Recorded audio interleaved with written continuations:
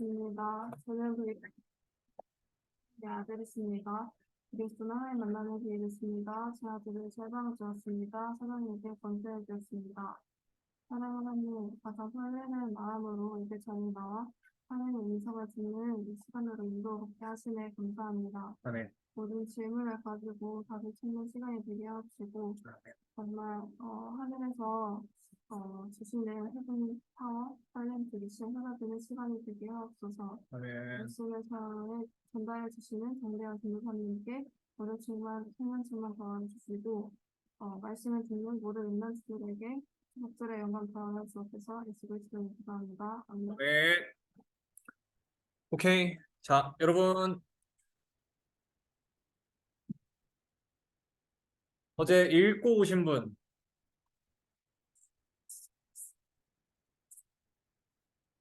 손을 높이. 녹취록이랑 마태복음 22장이랑 다 읽었어요?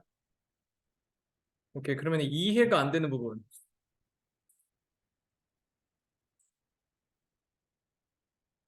아무도 안 보내줘가지고 저 못 받았거든요. 없어. 다 이해가 돼요? 오늘은 이제 앞으로 방향을 오늘은 시간이 좀 많이 없고 그리고 오늘까지 이제 마지막 과잖아요. 학원 보고만 이제 10월 학원 보고만 5가 오늘 마지막 과인데 방향을 조금 바꿔보려고 해요. 결국에 말씀을 이해하는 게 중요하니까 말씀 이해에서부터 결국에 나의 언약이 나오고 실천과 미션이 나오는 거니까요. 그래서 최대한 제가 빠르고 짧게 말씀을 전달을 하고 이제 그 질문을 그냥 제가 하나하나 다 답을 해주는 게 아니라 이제 그 시간은 충분히 가진 것 같고 이제 말씀에 이해가 안 되는 것들은 여러분들이 갖고 와서 설명을 할 때 여러분들이 알아서 답을 찾아지잖아요. 말씀을 진짜로 들으면은 성령님이 지도해 주시니까 이제 그걸 가지고 그룹별로 포럼을 나누는 시간을 가져보려고 해요. 근데 말씀이 이해된 걸 가지고서만 이제 그냥 포럼을 한번 하려고 해요. 오케이? 네. 그래서 2부 시간에는 이제 중고등부 예배 시간에는 중고등부 예배 메시지만 가지고 포럼을 나눌 거예요. 1부는 밥 먹을 때 1부부터 3부까지 여러분 다 따로 포럼 나누는 시간이 있으니까 그래서 중고등부는 짧게 제가 메시지를 하고 10분에서 15분만 진짜 딱 하고 이제 나머지 시간은 자유롭게 말씀을 가지고 여러분이 이해된 거 혹은 이해가 잘 안 되는 거 이런 거를 그룹별로 포럼을 나누고 그걸 이제 저희가 올리는 걸로 이렇게 인도를 받도록 하겠습니다. 근데 그 전에 일단은 이제 이번 주를 마무리를 먼저 해야 되니까 이번 주 학원 보고마가 10월 이제 5과인데 지난주에 말씀을 다 나누지를 못했어요.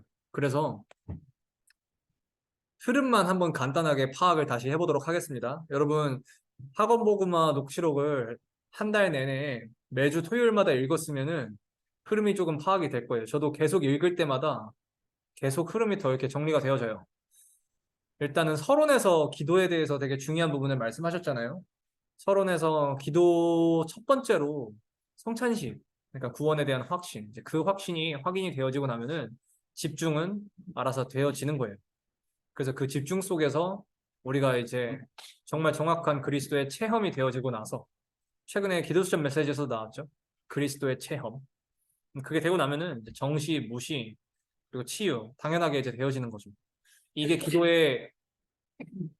기도를 반드시 이렇게 해야만 된다. 내가 기도를 이렇게 해야지만 맞다, 틀리다, 이런 시험 같은 영역이 아니라, 진짜로 복음을 누리게 된다면은 이런 순서로 인도를 받게 되겠죠. 그래서 그 기도가 안 되면은 여러분들도 지금 18, 19, 20, 21장에서 계속 지금 유대인들이 예수님한테 시비 걸고 구원에 대해서 왜곡하고 다르게 알고 있는 그렇게 될 수밖에 없다는 거예요. 그래서 그거를 우리한테 이제 점검시켜 주시는 메시지죠. 내가 예수님 잘 믿는다고 하고 훈련 받는다고 하고 기도하고 예배하고 복음 붙잡는다고 하고 있는데 그게 혹시 틀린 구원 아니야? 내가 정해놓은 구원 아니야? 오직이라고 하고 다락방 말씀 제일 열심히 잘 받고 있는데 혹시 나는 구원을 다르게 알고 있지 않아? 이거를 너를 틀렸어. 이렇게 하나님이 책망하시는 게 아니라 렘넌트 시기 때 이거를 알려주신다. 내가 정해놓은 구원에 나는 사실 그걸 붙잡고 있었구나. 근데 렘넌트 시기 때 그걸 점검할 수 있다. 그래서 렘넌트 시기 때 진짜 구원이 무엇인지 제대로 정리가 된다. 그리스도가 체험이 된다. 이제 그러면 끝나는 거예요. 근데 그게 이제 평생 가는 거예요. 근데 그게 정리가 되지 않는다면은 중직자가 되어도 또 혹은 전도자가 되어도 또 산업인이 되어도 응답을 받아도 결국에는 이제 교회가 가는 흐름으로 같이 가지 못하고 결국에는 중요한 시점에 중요한 시간표 때 결국엔 나를 선택할 수밖에 없는 그렇게 인도를 받게 되겠죠. 그래서 굉장히 중요한 점검의 말씀을 계속 이제 해주시고 계신데요. 흐름만 이제 지난주에 다 이제 못했던 부분까지 흐름만 잠깐 나눠보면은 예수님께서 지난주에는 예루살렘에 입성하시는 장면이었어요. 18장, 19장, 20장 내내 진짜 구원이 무엇이냐 이걸 계속 설명해 주셨습니다. 기억하실 수 있을 거예요. 그걸 계속 설명하시다가 20장 후반부, 지난주가 20장이었고 아니지 20장 후반부에 20장은 지지난주 20장 후반부에 드디어 그 구원을 이루시는 유일한 방법이 예수님이 죽어주시는 것이다. 그래서 예수님이 처음으로 당신께서 죽으실 것을 예언하셨어요. 말씀하신 거예요. 얼마나 중요한 사건이고 얼마나 중요한 메시지인지 알아요? 예수님이 처음으로 십자가를 질 것을 이때 처음으로 메시지를 하신 거예요. 그런데 듣지 않아요. 마음에 담지 않고 믿지 않고 진짜로 돌아가실 거라고 생각하지 않아요. 잘하면 안 죽을 수 있는 어떤 방법이 있는 것처럼 생각해요. 누가 그렇게 생각하면 제자들이 그렇게 생각을 해요. 안 죽기를 원해. 다들 자기 멋대로 메시아를 그리스도를 믿는 거예요. 안 죽고 근데 안 죽고는 흑암, 사탄, 죄, 저주, 재앙의 그 문제를 해결할 길이 있어요? 없잖아. 그러니까 당연하게 필연적으로 절대적으로 죽어 주셔야만 해. 그게 예수님이 뭐가 잘못되고 뭔가 안 되고 고난을 받고 그냥 그렇게만 슬플 일이 아니라 그게 하나님이 준비하신 최고의 승리란 말이에요. 하나님이 준비하신 최고의 언약의 성취이고. 그런데 마치 죽는 게 다 끝이고 망하는 것처럼. 그러니까 이 문제를 진짜로 모르는 거죠. 이게 어떤 문제인지. 아까도 목사님이 계속 말씀하셨잖아요. 인간의 문제는 사탄, 죄, 그리고 재앙의 문제. 이거 인간 해결할 수 없다. 그걸 해결하기 위해서 예수님이 죽어주시는 거 말고 다른 방법은 없어. 사탄은 만만하지 않아. 다른 걸로 해결되지 않죠.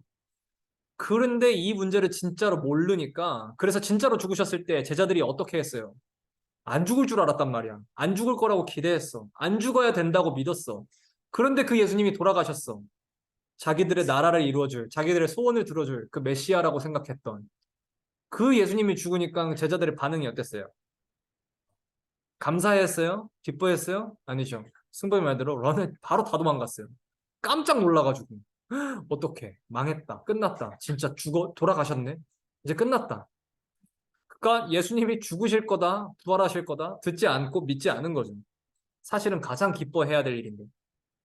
그러니까 20장 처음으로 드디어 죽으셔야 함을 설명하신 생각도 못 해본 일인 거예요. 그리고 안 들어. 자기들 원하는 구원에만 집착이 돼 있어. 그리고 그 다음 장인 21장에 드디어 그래서 그 구원을 메시아가 죽어서 그 구원을 이룰 건데 그러면 그 죽음으로써 그 구원을 이룰 메시아가 누구냐? 그게 나다. 그 설명을 그 메시지로 이제 예루살렘에 입성하시는 거예요. 예루살렘에 입성하셔야만 하는 당위성. 예루살렘은 왕이 다스리는 도시. 그 예루살렘에 입성한다라고 하는 것은 왕이다. 마태복음에서 계속 설명하고 있는 예수님의 스탠스. 뭐냐면은 예수님은 왕으로 오셨다. 그래서 예루살렘에 입성하는데 왕이신데 그 왕인데 어떤 왕이냐? 구원자이시다. 그 구원자로서 왕으로서 입성하는데 그러면 어떤 왕이냐? 다 망가뜨리고 파괴하고 멸망시키고 정복하는 왕? 아니, 평화를 이루는 평화의 왕. 평화를 전하는 자. 그래서 나귀를 타고 그게 이제 1번이었어요. 그래서 나귀를 타고 오신 거예요. 그리고 두 번째로 그 예수님이 왕으로 오셔서 그 구원자이신 왕으로 오셔서 첫 번째로 하신 일이 뭐였어요? 성전 수리. 왜 성전을 수리해요? 지금 우리가 흐름을 계속 나누고 있는 거예요. 우리가 남의 걸 수리합니까? 남의 거 수리 안 하잖아요. 우리가 수리하는 거는 왜 수리해? 내 거니까. 그쵸? 그러니까 예수님이 성전을 수리하는 이유가 무슨 의미냐면은 내 성전이라고요. 예수님 성전이야. 성전의 주인이 예수님이야. 성전이 내 것이라. 예수님이 성전의 주인이라. 성전의 주인이라고 하는 뜻은 성전에서는 우리가 뭐예요? 예배드리잖아요. 제사를 드려. 오늘 아까 계속 설명했던 피제사. 그게 누구한테 드리는 제사예요? 피제사? 하나님께. 하나님께 우리가 피의 언약을 붙잡는다라고 하고 드리는 예배예요. 그쵸? 그리스도가 오실 것을 계속 붙잡는 예배죠. 그 그리스도가 오셔야지만 하나님 만나는 거야. 그리스도가 오시는 언약을 붙잡는 걸로만 하나님 만나는 거야. 하나님 만나는 길은 예수 그리스도밖에 없어. 그 예배를 성전에서 계속 드리는 거. 성전의 주인, 예배의 주인. 오케이? 이제까지 너네가 수천 년 동안 드려온 그 제사를 완성할 존재. 너네가 수천 년 동안 피를 흘리고 양을 잡고 소를 잡고 하면서 기다린 그 존재. 그 예배의 주인공, 그게 나야.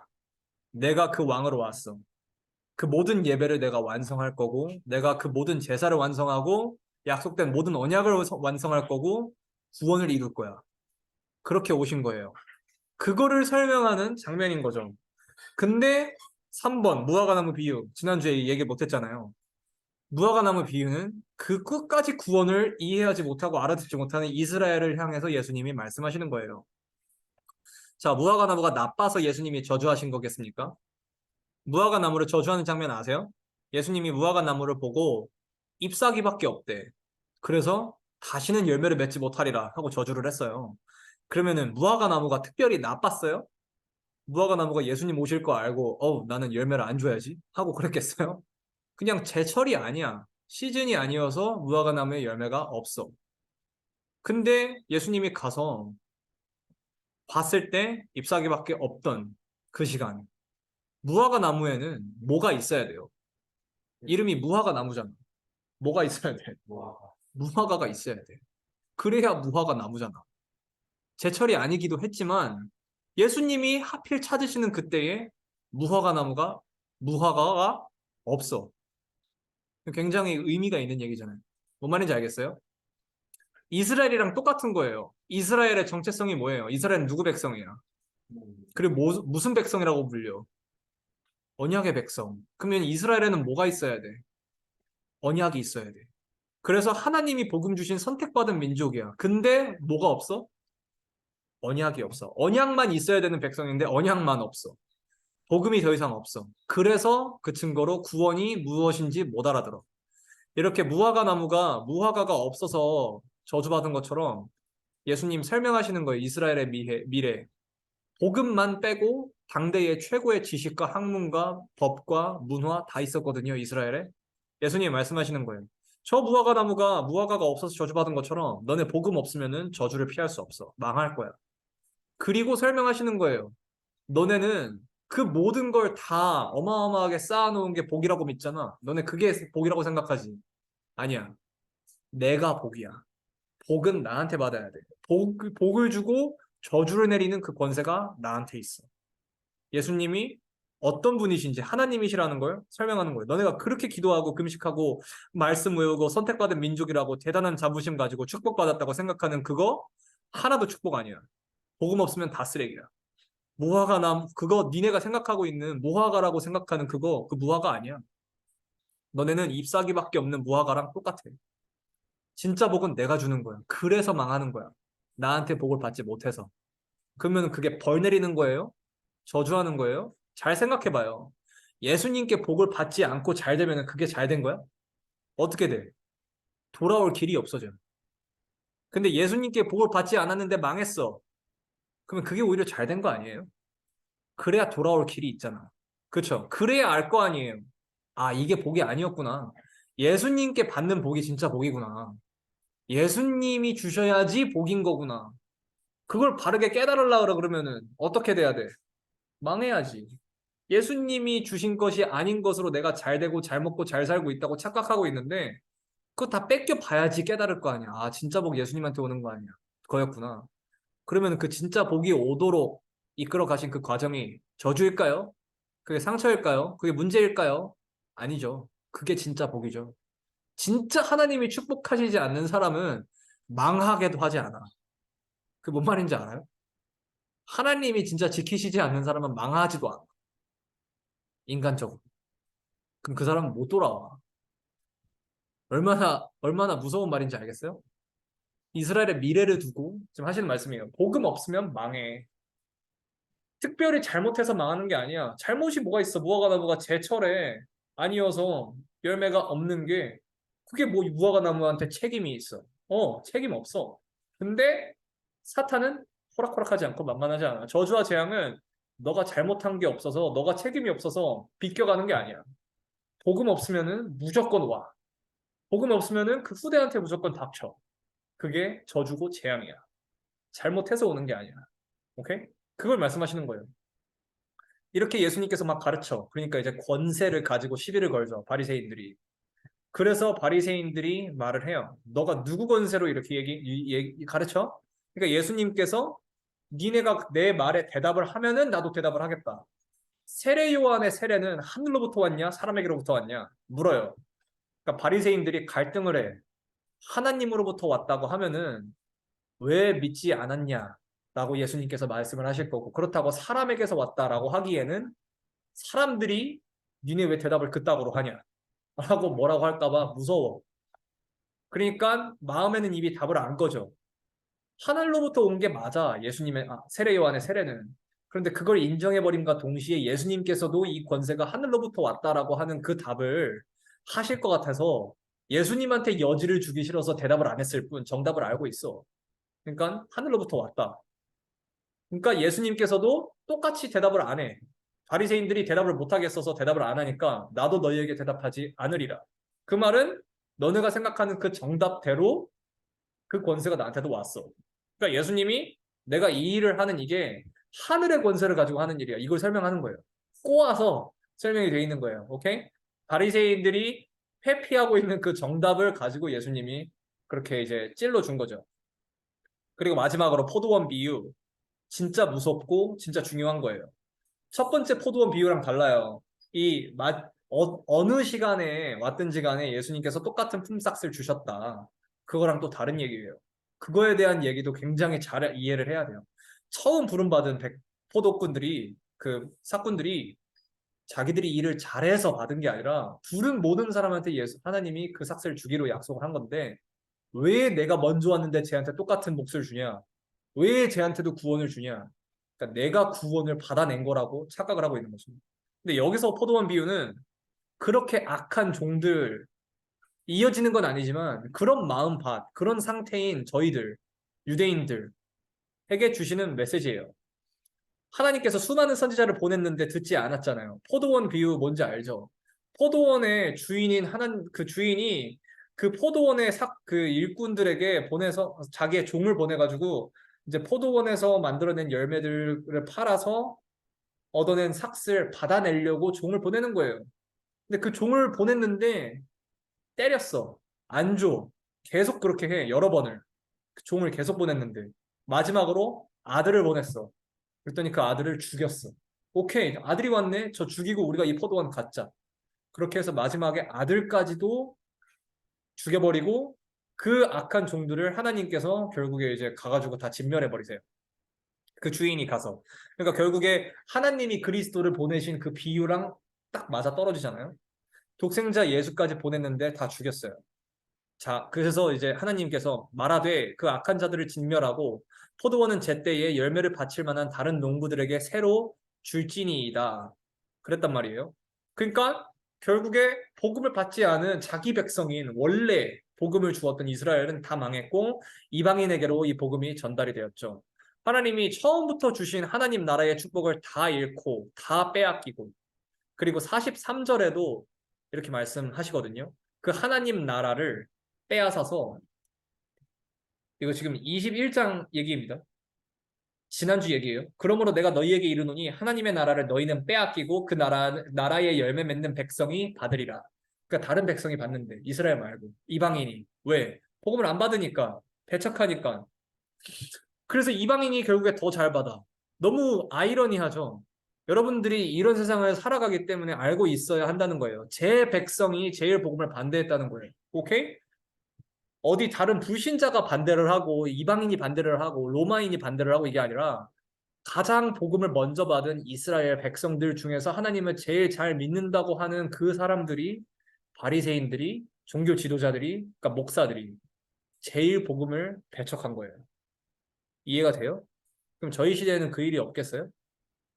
이게 이스라엘만 유대인만 특별히 악하고 못된 백성이어서 그렇게 하겠어요? 그게 아니란 말이에요. 진짜 우리가 점검해 봐야 되는 메시지인 거예요.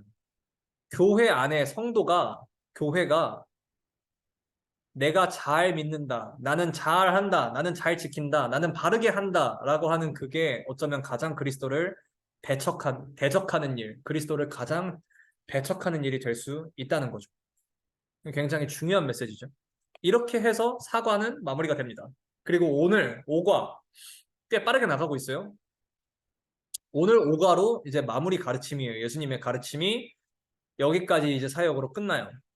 이제 그 이후에는 예수님께서 십자가에 달리시기 위해 이제 그 준비를 하시는 시간, 그 시간으로 이제 계속 사역이 진행이 되고 더 이상 가르침으로 이어지지 않아요. 근데 마지막 가르침에 대해서 이제 한번 봐봐요. 구원이 무엇인지에 대해서 계속 말씀하시고 나서 이제 마지막 가르침인 22장에서는 무엇을 말씀하시냐면 천국을 말씀을 하세요. 오케이? 18, 19, 20장에 구원이 무엇인지 너네가 알고 있는 구원 이거지. 근데 구원은 그거 아니야. 구원은 이거야. 구원은 저런 거야. 계속 설명하신 다음에 20장에 그 구원은 내가 죽음으로써 이루어질 거야. 그리고 21장에 그 구원을 이룰 자로 내가 예루살렘에 입성했어. 그리고 그 구원이 이루어지면은 임하는 축복이 뭐예요? 천국. 22장에. 천국에 대해서 이제 말씀을 하세요. 근데 구원을 틀리게 구원을 오해하고 있는 이스라엘 백성이 천국에 대해서는 오해가 없겠어요? 당연히 있겠죠. 그래서 천국에 대한 말씀을 하시는 거예요. 구원도 천국도 다 틀리게 알고 있으니까. 그래서 1번 혼인잔치 21장에 마지막에 나왔던 포도원 비유랑 똑같아요. 방금 제가 설명해드린 포도원 비유랑 똑같은 게 바로 이 잔치 준비예요. 잔치를 어마어마하게 그 주인이 준비를 해놨어. 자기 아들의 혼인잔치야. 그래서 초대받은 사람들이 다 따로 있어. 초청을 받은 사람들이. 근데 그 초대를 받은 사람들을 부르러 종들을 보냈어. 자, 이제 혼인잔치 시작하니 혼인잔치 있을 거니까 오세요. 근데 안 와. 자기 일이 더 바빠. 그러니까 여기 얘기하잖아요. 그 종들을 보내어 그 청한 사람들을 혼인잔치에 오라 하였더니 오기를 싫어했대.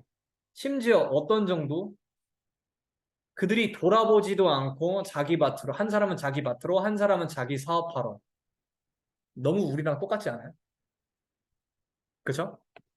사람들이 자기 일이 더 바빠요. 아니요, 저 구원받고 교회 축복 누리고 천국 가는 것보다 저는 현생이 더 중요합니다.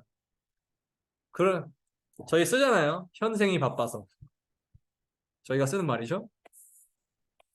한 사람은 심지어 자기 밭으로, 한 사람은 자기 사업하러 너무나 적나라하게 너무나 꼬아서도 아니고 직설적으로 얘기가 돼 있죠. 우리 다 공부하느라 바쁘고 우리 다 일하느라 바쁘고 우리 돈 버느라 바쁘고 노느라 바쁘고 그래서 예배는 못 드리고 그렇게 살잖아요. 사실 RUTC 안에 있어서 그런 거지. 너무 절묘하죠. 이런 사람 없어요. 저희들 다 이렇죠.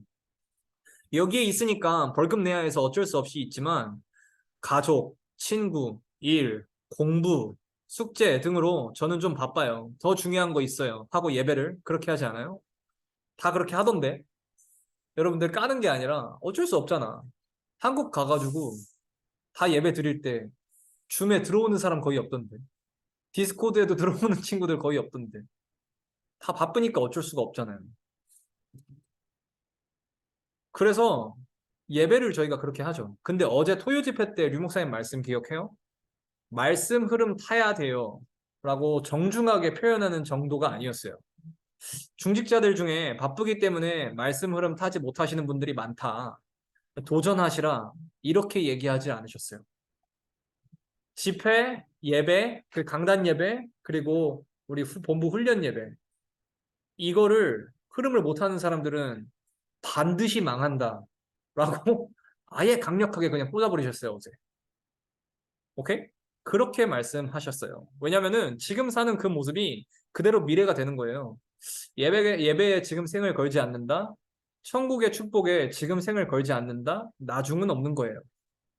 심지어 예배에 관심이 없는 정도가 아니라 여기서도 죽여요.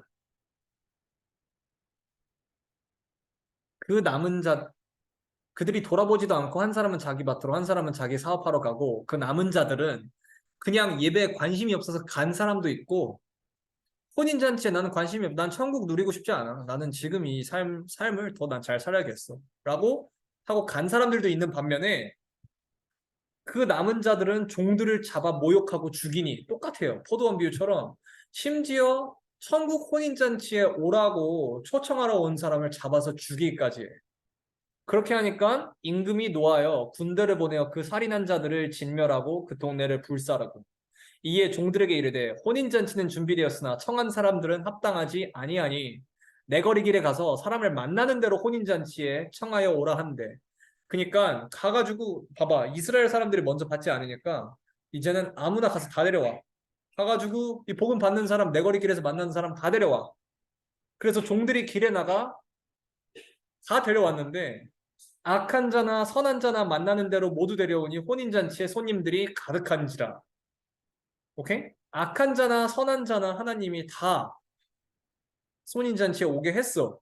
그런데 너무 재밌는 게 임금이 손님들을 보러 들어올 때 거기에 예복을 입지 않은 한 사람을 보고 이르되 친구여 어찌하여 예복을 입지 않고 여기 들어왔느냐 하니 그가 아무 말도 못하거늘 임금이 사환들에게 말하되 그 손발을 묶어 바깥 어두운 데에 내던지라 거기서 슬피 울며 이를 갈게 되리라 하니라. 교회에 이런 사람들이 있다고요. 구원 못 받은 사람들이. 청함을 받은 자는 많되 택함을 입은 자는 적으니라.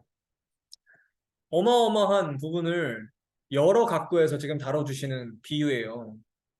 예수님을 받지 않는 저 백성들, 그리고 구원받은 것처럼 해가지고 와 있는데 사실은 구원받지 못한 교회 안의 백성들. 그죠? 이걸 말씀하시는 거예요. 심지어 그리스도를 죽였어. 오케이? 자, 교회 안에 행위로 우리가 알 수는 없죠. 우리가 모두가 치유가 필요하니까. 행위의 기준을 두고 얘는 좀 잘하네, 얘는 못하네. 그러면 뭐 잘하는 사람은 구원 받는 거고 못하는 사람은 구원 못 받는 거야. 그렇게 나눌 수는 없어요. 그런데 여러분들 적어도 이 메시지를 듣고 있는 나는 잘하냐 못하냐를 가지고 기준을 두고 따질 건 아니지만 질문은 해봐야죠. 아, 하나님이 이렇게 말씀하시네. 교회에 주는 말씀이잖아요, 이게. 이게 뭐 바깥에 있는 어디 불신자들 가운데 구원 받은 사람 있고 못 받은 사람 있고 이 얘기가 아니라 교회 내부에 교회 안에 주시는 말씀이잖아요. 천국 얘기니까. 구원 못 받은 자도 분명히 있다라고 하잖아요. 나는 그럼 진짜 구원받은 자 맞아요? 나는 하나님이 부르신 자 맞아요? 그 구원의 확신이 내게 있어요? 나는 진짜로 하나님 구원을 내 멋대로 해석하고 내 좋은 대로 착각했어요. 하나님을 완전히 내가 정해놨어요. 내가 하나님이었어요. 나는 진짜 구원이 필요한 이렇게 망해버린 존재예요. 하나님 구원해 주세요. 그 심정으로 진짜 내게는 구원이 아니면 하나님을 믿을 수조차 없다. 그 인정이 있습니까? 그거 말씀하시는 거죠, 지금. 그 사람이냐 아니냐 선택론을 말하는 것이 아니고 진정 진실하게 하나님 앞에 선다면 우린 하나님 믿을 자격도 구원받을 자격도 없죠. 내가 그 사람이냐 아니냐 그거를 막 선택론을 가지고 내가 하나님 앞에서 지금 따질 건 아니에요. 아, 내가 그 사람이 맞냐? 그 사람이 맞으니까 구원하고 그 사람이 아니니까 구원 안 하고 그런 건 아니죠. 근데 내게 진정한 그 회개, 그래서 진정한 그 마음의 고백과 영접이 있어? 그럼 하나님 구원 안 하시겠어요? 당연히 하겠지. 지금이라도 그걸 회복하면 되는 거잖아요. 그래서 우리에게 자격이 없는 걸 알고 하나님이 일방적으로 구원하시겠다고 한 그게 우리에게 답이 되는 거죠. 그게 진실로 우리에게 인정이 되냐? 그거예요. 그래서 내게는 예수님께서 주인 되어 주시는 길밖에 없습니다. 내가 믿는 것도 불가능하오니 그냥 내 안에 들어와 주세요. 내 주인이 되어 주세요. 그 고백이 우리의 영접이죠. 혹시 내가 구원받았는지 모르겠다. 걱정돼요? 이런 얘기하면 꼭 그런 걱정을 하는 랩런트들이 있어. 아, 내가 그 사람인지 모르겠다. 나는 구원 받았는지 모르겠다. 너무 좋아요. 그런 걱정 해봐야지. 그런 걱정 안 해보고, 그런 걱정도 없이, 그런 고민 갈등도 없이, 아, 나는 구원 받았어. 나는 천국 보장돼 있어. 근데 현실은 시궁창. 필리핀 사람들이 그렇게 살잖아요. 나는 천국 가. 나는 구원 받았어. 나 하나님 너무 좋아. 근데 막 부모님 막 다 다 파탄 나 있고 가정 다 무너져 있고 자기는 몇 대째 똑같은 저주 속에서 가난 속에서 허덕이면서 살고 있고 그 삶의 질을 얘기하는 게 아니라 똑같은 영적 문제가 영원히 해결되지 않고 살고 있는데 질문도 없이 고민도 없이 갈등도 없이 자기는 구원받았대. 그리고 그 구원받은 자의 축복은 드러나지도 않고 누리지도 않고 나를 통해서 생명이 살아나는 거는 하나도 없고 그거나 그, 그게 그 수준 되면 안 되잖아요. 그게 아니야. 아, 나는 진짜 구원받았어? 그 갈등, 그 고민 진짜 있어야죠. 한 번은 해봐야지. 의심을 하라 이게 아니라 그 의심을 갖고 불안한 마음을 가지고 살아가라 이게 아니라 랩넌트로서 한 번은 진짜 해봐야지. 내가 그냥 어렸을 때부터 여기서 자랐고 내가 진짜로 부모님 밑에서 그냥 물론 이 유산이 축복인데 이 안에 그냥 불은 받았고 그게 너무 축복이고 나는 태어났을 때부터 이렇게 자랐는데 구원이 진짜 뭐지? 내가 그래서 구원은 진짜 받은 게 맞나? 그거는 하나님 앞에서 내가 스스로 확인해봐야 되는 거예요. 누가 확인시켜 줄 수 없어. 오케이? 근데 그런 마음이 있다는 것 자체가 너무 감사하고 좋잖아요. 그 마음이 있다는 것 자체가 구원을 바라보려는 중심이잖아. 지금 진실로 그 인정을 할 때 그 구원의 축복이 내게 임했다는 걸 하나님이 알려주시면 되는 거잖아요. 구원은 영원하게 과거, 현재, 미래를 바꾸고 운명의 문제를 해결하는 것인데 평생에 걸려도 구원받았다고 착각하고 깨닫지도 못하고 사는 사람들이 이 세상에는 넘쳐나는데 그러니까 그 사람들 가서 살릴 사람으로 지금 내게 그 고민, 그 시간을 허락하시는 것 아니겠어요? 그러라고 오늘 이 비유를 말씀으로 마지막으로 나한테 주시는 거죠. 야, 진짜 천국이 어떤 곳인 줄 알아? 천국의 축복이 뭔 줄 알아? 어떻게 준비되어 있는 줄 알아? 그거 말씀하시는 거예요. 너는 천국의 축복 속에 들어와 있어? 너에게는 있어, 믿음이? 근데 그거를 하나님이 우리한테 확인시켜 주는 거죠. 그 믿음을 주시겠다고. 그리고 두 번째, 세금에 대해서 바리새인들이 얘기를 해요. 근데 이 질문은 왜 나온 거냐면은 뭔가를 예수님께 진짜로 지도를 구하려고 나온 질문이 아니라 예수님 그 자체한테 시비를 걸고 태클을 걸려고 나온 거야. 그래서 예수님을 어떻게든 예수님 말실수하는 걸 딱 잡아가지고 올감해서 예수님한테 프레임을 씌우려고 예를 들어서 아, 얘 친일파다, 얘 친북이다 이런 것처럼 얘는 친로마파다 이렇게 딱 세금을 씌우려고 유도 신문을 한 거예요. 가이사한테 세금을 내야 된다라고 하는 대답을 예수님께 듣기 위해서 질문을 설계해가지고 오케이? 이게 우리랑 관계가 없을까요? 자, 공격할 구실을 찾기 위해서 던지는 질문인데 우리한테는 그러면 이게 어떻게 관계가 있겠습니까? 복음 앞에 낮은 자세로 진실하게 인정하고 회개하고 기도하고 엎드리기보다는 끝까지 변명하고 핑계대고 뭔가를 탓할 구실을 찾고 오케이? 그게 나쁘다 그러면 안 된다 이게 아니라 그게 안 멈춰져요. 그렇게 하게 돼요. 모든 사람들이 다 나라고 하는 게 걸리면 바리새인들이 특별히 나쁜 인간들이고 특별히 악한 인간들이고 이런 게 아니라니까. 저 사람들만큼 선행을 행하고 저 사람들만큼 자비를 베풀고 저 사람들만큼 구제를 하는 사람들이 그 당대에 없어요. 바리새인들이라고 하면은 그 시대에 가장 선한 사람들이야. 있잖아. 유대인의 시점과 관점으로 지금 보통 사람들한테 바리새인들이라고 하는 사람이 악인으로 지금 보여지지 않아. 가장 많이 베풀고 가장 말씀을 많이 외우고 가장 예배를 잘 드리고 모든 법을 다 지키고 모든 아픈 사람들을 도와주고 이런 사람들이 바리새인들이에요. 지금 예수님과 다락방 메시지를 통해서 우리가 바리새인들이 악하다 이렇게 듣고 있어서 진짜 무슨 악인인 줄 알지. 이 세상 가장 세상 선한 사람들, 세상 자비로운 사람들이 바리새인들이에요. 근데 이 바리새인들이 특별히 나쁜 마음을 먹어가지고 예수님 앞에서 이렇게 개겨대고 이렇게 하는 게 아니라 모든 사람들이 실제로 그렇게 될 수밖에 없다고요. 다. 내가 진짜로 그리스도의 답을 얻지 않으면 진짜로 복음과 구원 체험이 안 되면은 나도 모르게 어쩔 수 없이 복음에 대적하게 돼. 핵심에서 나왔잖아요. 사탄의 본질이라고. 특별히 나빠서가 아니야. 나는 그냥 내가 살아있는 모양대로 살아있는 방향대로 살아있었는데 알고 보니까 그게 100% 300% 복음을 대적하는 방향이라. 복음을 완전히 방해하는 방향이라. 오케이? 왜 바리새인들이 이 짓거리를 지금 하고 있냐면은 내가 맞다는 걸 증명해야 되니까. 내가 맞으려면 어떻게 해야 돼? 그리스도랑 지금 바리새인들이랑 사상이 같아 틀려. 근데 바리새인은 내가 맞다라고 완곡하게 믿고 있고 주장하고 있어. 그러면 누가 틀려야 돼? 그리스도가 틀려야 돼. 내가 맞으려면 그리스도가 틀려야지. 우리 둘이 사상이 다른데 내가 맞으려면 얘 사상이 틀려야 되잖아. 오케이? 그걸 증명해내는 작업을 지금 펼치고 있는 거예요. 내가 맞으려면 그리스도가 틀려야 되니까. 그래서 명백하게 복음이 맞고 말씀이 맞는 상황 가운데서도 고집, 아집, 아주 강한 대적 나올 때 없어요, 여러분? 여러분들 이거 없어요? 저는 아주 강하거든요. 저는 있어요, 지금도. 있었고 지금도 있어요. 그래서 나는 안 돼. 그래서 나는 그리스도를 믿을 자격도 없는 존재야. 그러니까 그리스도가 와주시는 것만 나한테는 답이 돼. 그거 있거든요. 나가 건드려지면은 그 누구도 못 견뎌요. 나라고 하는 게 건드려지면.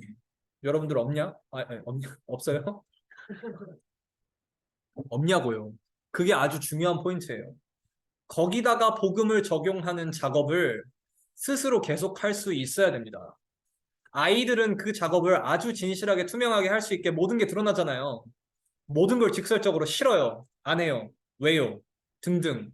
자기가 틀린 걸 알면서도 승복할 수 없고 끝까지 핑계, 변명되고 싶고 그래서 마치 복음이 그리스도가 문제인 것처럼 교회가 문제인 것처럼 끝까지 여러분 많이 볼 거예요. 이런 거. 여러분들 스스로도 볼 거예요. 그쵸? 근데 아이들은 대신에 끝까지 그걸 드러내. 진실하게. 그러니까 거기다가 끝까지 복음을 같이 적용시키고 그걸 다룰 수 있어. 근데 여러분들은 이걸 가지고 꺼내놓지 않죠. 도움을 구하지 않죠. 그리고 이걸 가지고 스스로 깨끗하게 말씀을 받을 수 있으면 좋은데 그것도 어려워. 해본 적이 없어. 그게 나쁘다 이런 얘기가 아니라 어쩔 수 없이 나도 모르게 복음이 복음되지 못하는 나라고 하는 자아가 끝까지 살아있는, 끝까지 그게 치유되지 않는, 끝까지 꺾이지 않는 그렇게 갈 수가 있는 거예요. 바리새인 같이. 그런 어른들이 되어서는 안 된다는 거예요. 오케이? 랩런트들도 심지어 이러는데 이게 지금 이 시대에 이 시점에 복음으로 해답이 나오지 않으면은 어쩔 수 없이 그렇게 자라게 되는 거예요. 그런 중직자는 결국에 어떻게 되겠어요? 나를 드러내기 위해서 나를 채우기 위해서 교회를 나오는 거야. 그렇게 되기 싫어도 그렇게 된다고요. 3번 부활. 자, 질문을 보세요. 왜 이런 질문을 하겠습니까? 무슨 질문인지 알아요? 부활에 대해서 사두개인들이 묻는 거? 사두개인들이라고 하는 사람들은 기본적으로 영에 대해서 믿지 않는 사람들이야. 영적인 걸 믿지 않아. 그러니까 부활, 성령 이런 거에 대해서 믿지 않아요. 현실주의자들 그런 사람들 없어요, 이 세상에? 많지. 랩런트들 중에서도 심지어 많지. 그렇죠? 부활, 성령 잘 모르겠는데. 그래서 이 사람들이 그러면은 이스라엘 민족의 정서상 그 전통상 여자가 씨 남기지 못하고 남자가 죽으면은 그 다음 동생 뭐 계속 결혼해야 돼. 가족이랑 그 가족이랑. 왜냐면 그 가문에 씨를 남겨야 되는 게 이스라엘의 전통이니까. 그렇게 되면은 부활할 때 누구의 아내이겠느냐, 이 여자는. 이렇게 말도 안 되는 질문을 지금 내는 거야. 근데 이 질문이 나올 수밖에 없는 배경에 대해서 한번 우리가 생각을 해보면은 부활이라고 하는 걸 인간적으로 생각하고 인간적으로 해석하려고 하니까 이해가 안 돼. 그래서 그 부활을 자기들이 이해를 못하니까 그 부활을 없다라고 결론을 내버린 거야, 사두개인들은. 그러니까 사두개인들은 부활에 믿어서 지금 이 질문을 하는 게 아니라 부활이라고 하는 것에 오류가 있다, 부활은 틀렸다, 부활은 없다라고 하는 거를 증명해내기 위해서 이 질문을 예수님한테 하는 거예요, 지금. 바리새인들이랑 그러니까 똑같지. 오케이? 내가 이해 못한다고. 그러니까 자기들이 그렇게 결정해버렸어. 오케이, 부활은 없어. 그런 거 없어. 틀린 거야. 이렇게 해버려. 이렇게 결정을 한 거야. 얼마나 위험한지 이해하시겠죠? 내가 이해 못한다고, 내가 주인, 내가 하나님. 그래서 그 부활이 틀렸다고 하는 것을 증명해서 부활에 오류가 있다라고 하는 것이 드러나도록 질문을 설계한 거야. 그래봐야 근데 인간 수준. 그러니까 예수님이 사두개인들한테 대답을 하시기 전에 말씀하시잖아요. 그렇게 인간적인 개념으로 사는 게 아니야. 성경도 하나님의 능력도 알지 못하니까 니네가 오해를 하는 거야. 부활이라고 하는 거는 장가랑 시집 가는 게 없어. 그럼 인간적인 개념으로 다시 살아나는 그런 의미가 아니야. 그래서 사두개인들한테 말씀하시는 거, 너는 죽으면 끝이라고 생각하지? 그 지난주에도 우리가 부활에 대해서 말씀 받았잖아요. 자, 죽어도 살겠. 사두개인들은 죽으면 끝이라고 생각하는데, 그래서 부활도 없다고 생각하는데, 예수님 말씀하시잖아요. 죽었다고 얘기해요, 나사로한테? 잔이라. 어? 죽으면 끝 아니라, 죽어도 끝 아니야. 부활 때까지 잠깐 자는 거일 뿐이야. 끝이 아니라 계속돼. 영원이야. 너네들이 가장 믿지 않고 있는 영혼, 구원, 천국, 부활, 그거 다 진짜로 있고 영원한 거야. 그래서 죽은 자를 위한 하나님이 아니라 산 자를 위한 하나님이다 말씀하시잖아요. 누가 죽은 자고 누가 산 자인데? 산 자가 누가 산 자예요? 구원받은 자가 산 자라고. 그러니까 성경에 말씀하시잖아요. 나를 믿는 자는 죽어도 살겠고 영원히 죽지 아니하리니 영생에 이르리라 말씀하시죠. 구원받은 자는 죽어도 사는 거라고. 우리가 육신의 생을 떠난 게 죽은 게 아니라 그 죽은 게 그냥 우리가 옮겨진 거지 살고 있는 거라고. 우리 영혼이 사는 거니까. 이 땅에서의 삶이 끝난 것뿐. 영생이 없는 자가 죽은 자라고요. 그 하나님은 영생을 얻은 주의 백성의 하나님인 거지. 하나님이 주시는 생명과 함께 천국의 삶이 다 들어 있어요. 인간의 개념과 능력으로 다 이해할 수 있는 게 아니죠. 그래서 하나님 나라의 축복이 따로 있다는 것, 영적인 걸 믿지 않는 사두개인들에게 부활이야말로 하나님의 최고의 능력이고 신앙의 핵심이라고 하는 걸 말씀하시는 거예요. 오케이? 영적인 걸 믿지 않는 그 사람이 영적이지 않은 질문을 할 수밖에 없는 그 사람한테 야, 니네 질문이 영적인 걸 이해하지 못한 데서 나오는 거고 진짜 축복은 영적인 거야 라고 하는 게 예수님의 요지인 거예요. 오케이? 그게 우리한테는 어떤 메시지겠어요? 그러면은 합리, 논리, 객관성, 과학, 개연성 다 좋죠. 필요 없는 게 아니라 좋아요. 필요해. 중요해. 근데 진리는 아니야. 그걸로 생명을 얻을 수는 없어. 이해가 돼요? 현실에 제한되는 하나님은 아니라는 거예요. 그게 다 좋아요. 좋은 건데, 그거에 제한되는 하나님은 아니에요. 그거에 맞춰서만 역사하시는 분은 아니라고요. 초월적인 하나님. 영적인 축복은요, 이 세상을 초월하는 축복입니다. 이 세상에 맞게 맞물려서 다 맞아 떨어져가지고, 와, 영적인 축복 쩐다, 대단하다, 이게 아니라, 영적인 축복은 이 세상의 논리와 방법을 초월한 축복입니다. 기도하면은 응답하시는 하나님이잖아요. 초과학, 오케이? 그런 하나님이에요. 진정으로 시공간 초월을 하는 하나님이라고요. 근데 그러면 우린 그걸 믿냐고. 그걸 질문해 봐야지. 진짜 부활 믿어요? 진짜 시공 초월 믿어요? 진짜 영적인 능력 믿어요? 하나님 진짜 믿어요? 그러니까 하나님을 믿냐 이게 본질이에요. 여기에 가르침은. 그 창조의 능력을 믿어요? 그 믿음이 내게 있어요? 그거를 들려주시는 거예요. 너 그거 없네? 너 탈락. 이게 아니라 그 믿음 줄게. 너 그 믿음 있어 진짜? 나는 그런 하나님이야. 내가 그런 하나님으로 만나줄게. 내가 어떤 하나님인지 내가 알려줄게. 그런 말씀 하시는 거잖아요. 그리고 계명. 계명에 대해서 바리새인들이 어느 계명이 가장 크냐 물었어요. 왜 또 그 질문을 하냐면은 계명을 다 지켜서 구원받는다고 믿고 있으니까 그런 질문을 하는 거야. 어느 계명이 제일 크다? 뭐 그런 게 있겠어요? 계명의 목적이 있을 뿐. 그래서 예수님이 대답하시죠. 물론 다 지켜야 되는 건데 인간이 그거 다 못 지켜요. 그래서 그거 지켰다고 구원받는 거 아니라고. 그래서 예수님의 대답은 그 계명이 왜 있는지, 계명을 지키는 목적이 뭔지 다시 한번 되짚어 주는 거죠. 하나님을 사랑하는 것이 계명의 목적이야. 계명을 지킴으로 하나님을 사랑하는 것을 더 실천할 수 있게 되는 거지. 그 계명을 다 지킨 자만이 하나님을 사랑한다, 구원받는다, 그 의미는 아니야. 근데 그 증거는 될 수 있겠죠. 하나님을 진짜로 사랑하면은 내가 내 자신을 희생하게 되는 것처럼 내가 사랑하는 사람을 위해서 희생하게 되잖아. 내가 열심히 피땀 흘려서 번 돈, 누구 위해서 써, 보통? 사랑하는 사람, 자식을 위해서 빚을 내서라도 쓰고, 그렇게 하잖아요, 다들. 왜? 사랑하니까, 희생할 수 있으니까. 진짜 내가 하나님을 사랑해?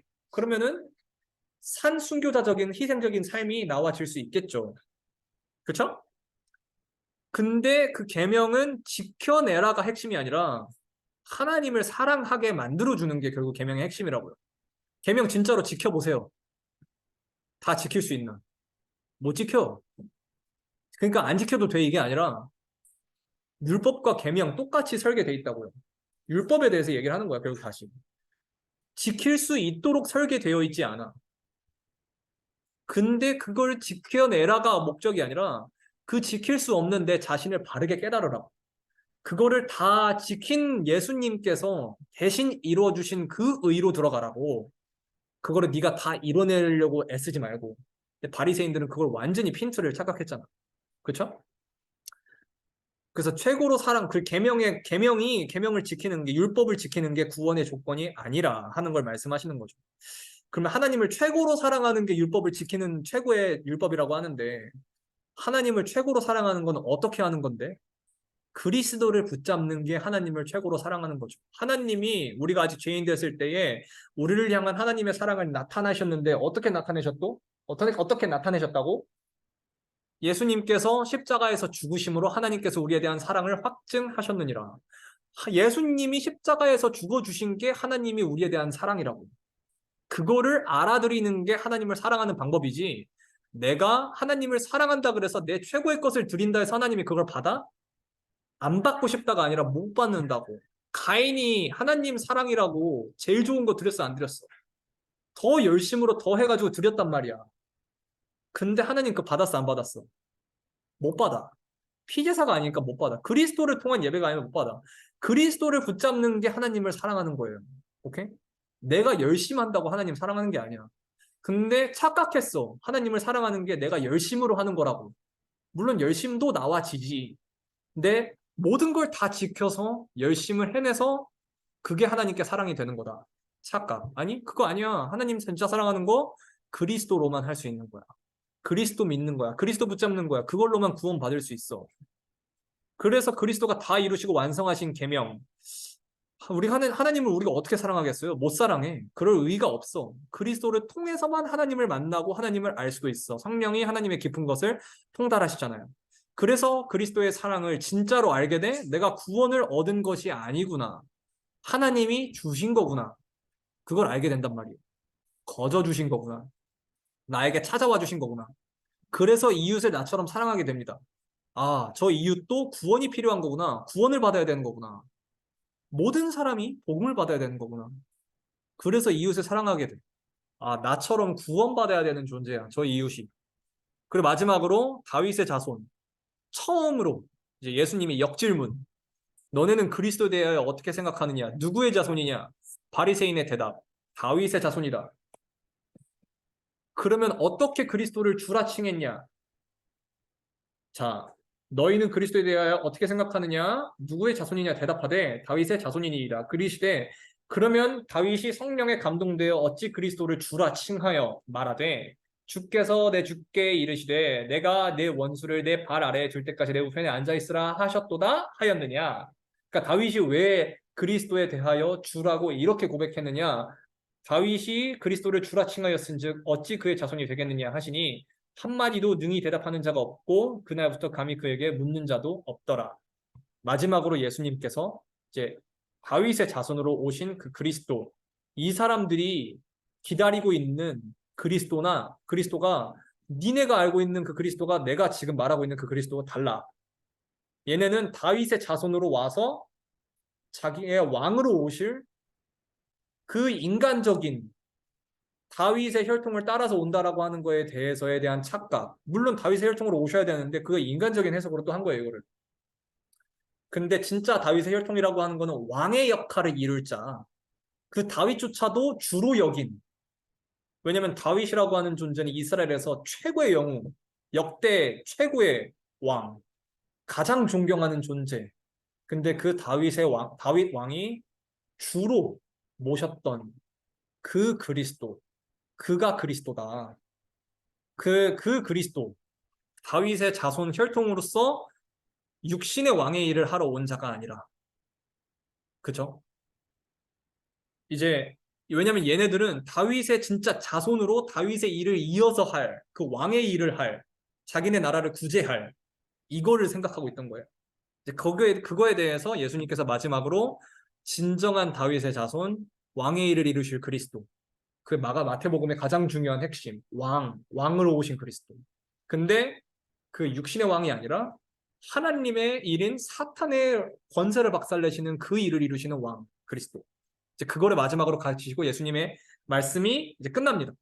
이렇게 해서 학원복음화 5가가 마무리되게 돼요. 오케이? 마지막까지 그리스도가 누구인지. 오케이? 이거에 대해서 우리한테 바르게 점검을 시켜주시는 메시지예요. 그래서 여러분들 10월 학원복음화 메시지로 저희가 이제 다 다뤘는데 진짜 중요한 말씀들이 18, 19, 20, 21, 22장 이렇게 5장에 걸쳐서 구원 그리고 그 구원을 이룰 구원자 그리스도 천국 이거에 대해서 굉장히 중요하게 말씀을 하셨어요. 이게 여러분들한테 정말 깊게 편집되어지기를 기도합니다. 자, 거의 4과부터 5과까지 한 번에 같이 했는데 자, 이제 마치도록 하겠습니다. 주는 그리스도시요 살아계신 하나님의 아들이십니다. 하나님, 이 말씀이 우리에게 편집되어지게 하여 주시옵소서. 그리스도에 대한 바른 체험을 하나님 허락하여 주시옵소서. 나의 묵상이 시작되게 하여 주시옵소서. 내 묵상의 증인이 되게 하여 주시옵소서. 묵상 속에서 스스로 하나님께 음성을 듣는 자들이 되게 하여 주시옵소서. 예수 그리스도 이름으로 기도합니다. 아멘. 자, 사진 찍겠습니다.